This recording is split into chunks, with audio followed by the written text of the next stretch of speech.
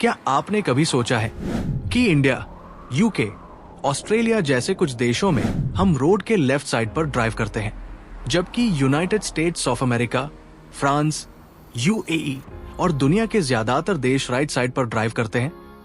आखिर ये फैसला किसने लिया और पूरी दुनिया ने एक ही सिस्टम क्यों नहीं अपनाया? और इसका जवाब हमें लेकर जाता है घोड़े, तलवारें, साम्राज्य, युद्ध और इतिहास के सबसे प्रभावशाली नेताओं में से एक नेपोलियन की कहानी तक। मॉडर्न कार्स आने से बहुत पहले लोग यात्रा करने के लिए मुख्य रूप से घोड़े का इस्तेमाल करते थे। इतिहास में ज्यादातर लोग राइट हैंडेड थे और इसी छोटी सी बात ने पूरी ट्रांसपोर्टेशन हिस्ट्री को प्रभावित किया। जरा इमेजिन कीजिए, आप घोड़े पर सवार हैं और आपके पास एक तलवार भी है। अगर सामने से कोई अजनबी आता है तो आप चाहेंगे कि आपका राइट हैंड खाली रहे, यानी वही हाथ जिससे आप अपनी स्वॉर्ड निकाल सके। इसी वजह से कई राइडर्स रोड के लेफ्ट साइड पर चलना पसंद करते थे ताकि उनका राइट हैंड सामने आने वाले व्यक्ति के करीब रहे। ये उन्हें ज्यादा सुरक्षित महसूस कराता था।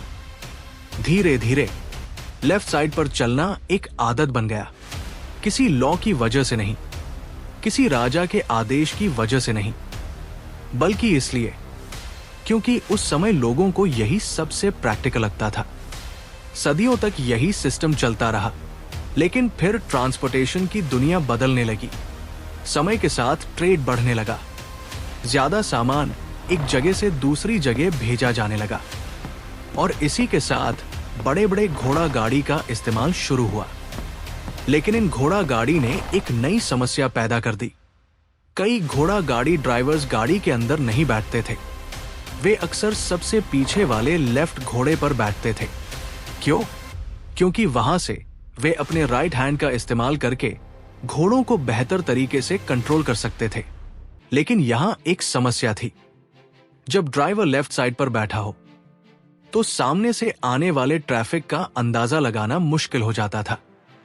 इसलिए कई ड्राइवर्स ने रोड के राइट साइड पर चलना शुरू कर दिया।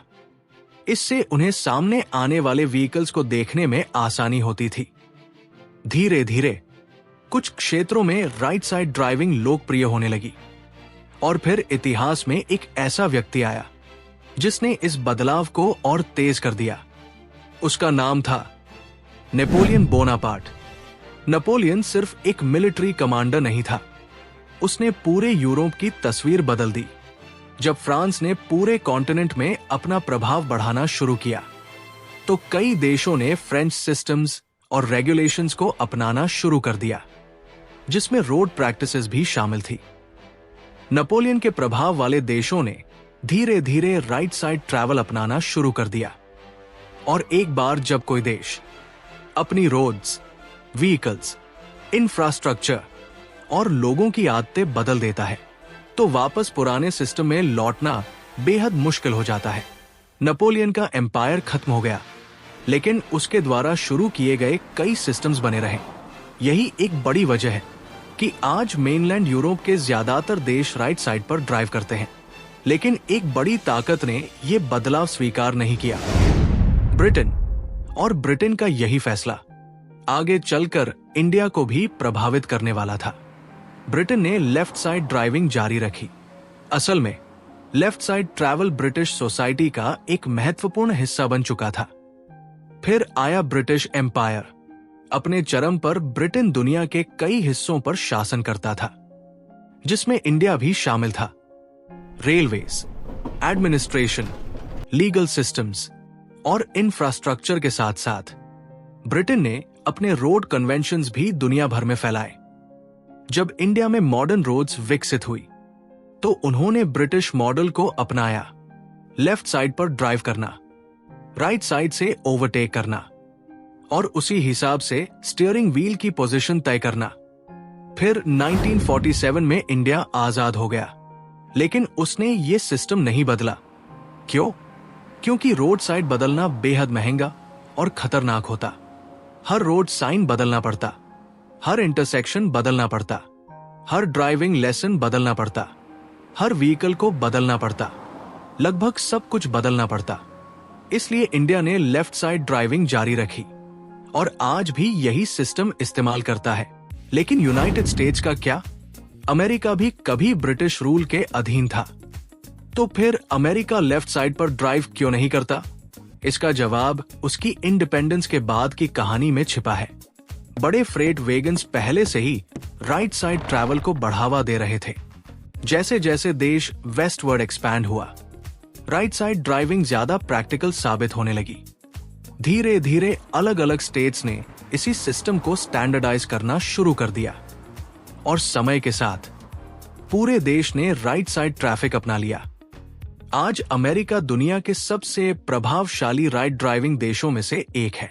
अब यहाँ एक ऐसा ट्विस्ट आता है जिसके बारे में बहुत कम लोग जानते हैं। जापान भी लेफ्ट साइड पर ड्राइव करता है, लेकिन जापान कभी ब्रिटिश कॉलोनी नहीं था। तो फिर ऐसा क्यों? इसकी एक बड़ी वजह है जापान की शुरुआती रेलवे सिस्टम्स। इन पर ब्रिटिश इंजीनियरिंग का गहरा प्रभाव था। जैसे जैसे ट्रांसपोर्टेशन इंफ्रास्ट्रक्चर विकसित हुआ, लेफ्ट साइड मूवमेंट धीरे धीरे स्टैंडर्ड बन गया और बाद में इसे आधिकारिक रूप से अपनाया गया। यानी इंडिया और जापान दोनों एक ही ट्रैफिक डायरेक्शन फॉलो करते हैं, लेकिन इसके पीछे की हिस्टोरिकल रीजंस पूरी तरह अलग है।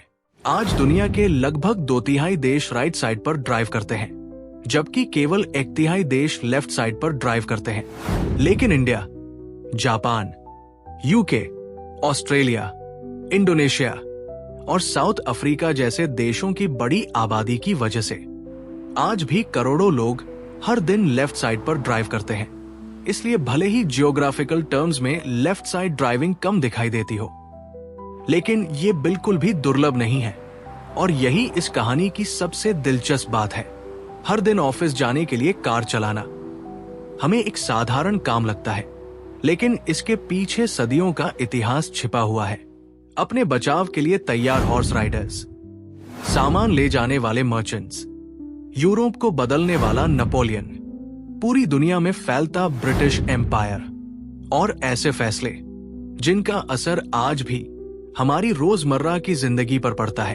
तो अगली बार जब आप स्टीयरिंग व्हील के पीछे बैठें, तो याद रखिए, आप सिर्फ एक ट्रैफिक रूल फॉलो नहीं कर रहे हैं, आप सैकड़ों साल पुरानी एक कहानी का हिस्सा हैं। आपके हिसाब से ड्राइव करना किस साइड पर ज्यादा आसान है, लेफ्ट या राइट? और क्या आपको ये जानकर हैरानी हुई कि इंडिया आज भी लेफ्ट साइड पर ड्राइव क्यों करता है? हमें कमेंट्स में जरूर बताइए। ऐसी ही इंटरेस्टिंग स्टोरीज के लिए हमारे चैनल स्टोरीज बिहाइंड अस को लाइक एंड सब्सक्राइब करें।